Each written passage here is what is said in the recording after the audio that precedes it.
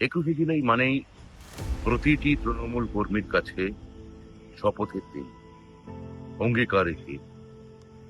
শপথের দিন, কেননা যে গণ আন্দোলন এবং মাননীয় দলনেত্রী মমতা বন্দ্যোপাধ্যায়ের যে আপোষহীন মনোভাব এবং কঠোর সংগ্রাম, তার মধ্যে দিয়ে যে তৃণমূল কংগ্রেস গঠিত হয়েছে, তার এই গঠন এবং আমাদের সংসদীয় নির্বাচনে ধারাবাহিক জেতার পেছনে যে কর্মীদের অক্লান্ত শ্রম এবং এমনকি মৃত্যু পর্যন্ত আছে, তাদের প্রত্যেককে মনে করার শপথের দিন এই 21শে জুলাই। একই সঙ্গে এটি একটি অঙ্গীকারের দিন।